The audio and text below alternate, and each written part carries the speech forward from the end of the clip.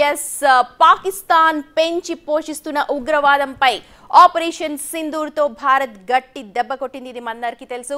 దాంతో ఉగ్ర స్థావరాలు కూడా కోల్పోయింది. అది సింధు జలాల ఒప్పందం కూడా రద్దయిపోయింది. భారత్తో వాణిజ్యం కూడా ఆగిపోయింది. అంతే, పాక్ ఇప్పుడు నెమ్మదిగా కాళ్లబేరానికి వస్తోంది. ఆ దేశ ప్రధాని శాంతి మంత్రం జపిస్తున్నాడు. అసలు షహబాజ్ షరీఫ్ శాంతి చర్చలు ఎందుకు సిద్ధమంటున్నారు? ఇది పాక్ వేసిన ఎత్తుగడ? అసలు షహబాజ్ షరీఫ్ ఉగ్రవాదాన్ని ఆపగలడా? మరో వెన్నుపోటు పొడిచేందుకు పాక్ రచించిన కుతంత్రం కాదు కదా?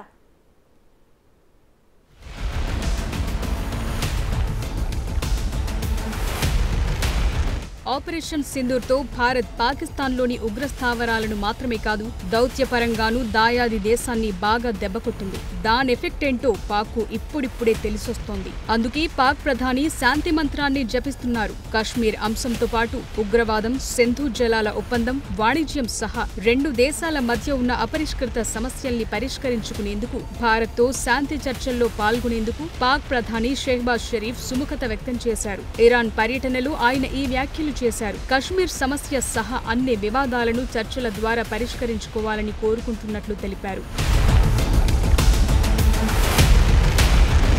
భారత దళాలు జరిపిన దాడుల తర్వాత ఇండియాతో చర్చలు జరిపేందుకు ఇస్లామాబాద్ సుముఖంగా ఉన్నట్లు తెలుస్తోంది. అయితే పాకిస్తాన్తో చర్చలంటూ జరిపితే అది కేవలం పాక్ ఆక్రమిత కశ్మీర్ని తిరిగి స్వాధీనం చేసుకోవటం గురించి మాత్రమేనని ఇప్పటికే ప్రధాని మోదీ స్పష్టం చేశారు. విదేశాంగ మంత్రి ఎస్ జయశంకర్ కూడా ఇదే మాట చెప్పారు. ఉగ్రవాదం చర్చలు ఒకేసారి జరగవని, రక్తం నీరు కలిసి ప్రవహించవని, టెర్రర్ ట్రేడ్ కలిసి జరగవని చెప్పేశారు మోదీ. భారత్ పాక్ మధ్య చర్చలంటూ జరిగితే అది టెర్రరిజం, పీఓకేపై మాత్రమే ఉంటుందన్నారు. దాంతో రెండు దేశాల మధ్య ఎలాంటి పరిస్థితులు నెలకొన్నాయో ప్రపంచ దేశాలకు ఓ క్లారిటీ ఉంది. అయితే పాకిస్తాన్ ఉన్నట్టుండి శాంతి మంత్రం జపించడం వెనుక అనేక కారణాలున్నాయి. ఇప్పటికే ఆ దేశం ఆర్థికంగా ఇబ్బందుల్లో ఉంది. IMF లాంటి సంస్థల నుంచి ఆర్థిక సాయం పొందేలా అంతర్జాతీయ సమాజం ముందు సానుకూల వైఖరిని ప్రదర్శిస్తోంది. భారత్తో శాంతి చర్చలకు సిద్ధమని ప్రకటించడం ద్వారా తాము బాధ్యతాయుతమైన దేశమని చెప్పుకునే ప్రయత్నం చేస్తున్నారు పాక్ PM.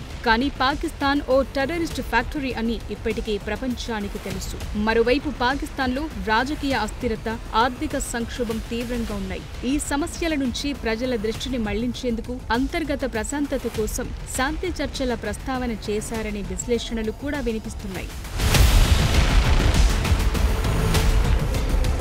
అయితే ఉగ్రవాదం విషయంలో భారత్ రాజీపడే ప్రసక్తే లేదనే వైఖరిని స్పష్టం చేస్తోంది. పాక్ తన భూభాగం నుంచి సాగే టెర్రరిజాన్ని పూర్తిగా అరికట్టే వరకు ఎలాంటి చర్చలు జరగవని భారత్ తేల్చేసింది. అంతేకాదు POK కూడా భారత్దేనని, చర్చలంటూ జరిగితే అది POKని తిరిగి స్వాధీనం చేసుకోవటంపైనేనని భారత్ స్పష్టం చేస్తోంది. అందువల్ల గతంలో అనేక సార్లు పాకిస్తాన్ శాంతి చర్చలకు ఆసక్తి చూపినప్పటికీ సరిహద్దుల్లో ఉగ్రవాద కార్యకలాపాలు ఆగలేదు. అందువల్ల పాకిస్తాన్ని అంత ఈజీగా నమ్మేందుకు వీల్లేదు. పైగా పాకిస్తాన్ PMOకు ఉగ్రవాదాన్ని ఆపేంత సీన్ లేదు. ఎందుకంటే అక్కడ ఉగ్రవాదానికి మద్దతనేది రాజకీయ నాయకుల నిర్ణయాలపైనే ఆధారపడి లేదు. పాక్ సైన్యం, ISI కూడా టెర్రరిజాన్ని వ్యూహాత్మక సాధనాలుగా వాడుకుంటున్నాయి. దాంతో పాక్ ప్రధాని ఎంత గట్టిగా శాంతి మంత్రాన్ని జపించినా పాక్ సైన్యం, ISI సహకారం లేకుండా ఉగ్రవాదాన్ని పూర్తిగా అణచివేయటం అసాధ్యం.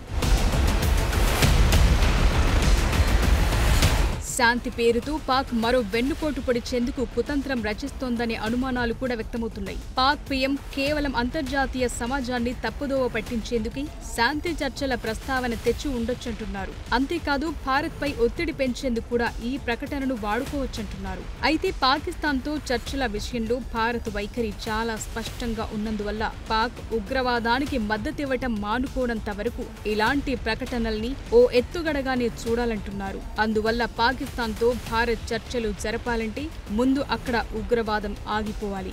ఆ తర్వాత POKపై మాత్రమే చర్చలు జరుగుతాయి. అంతే తప్ప పాకిస్తాన్ కోరుకున్నట్లుగా మిగతా అంశాలతో మొదలై కశ్మీర్ అంశంతో చర్చలు ముగిసే పరిస్థితులు లేవు.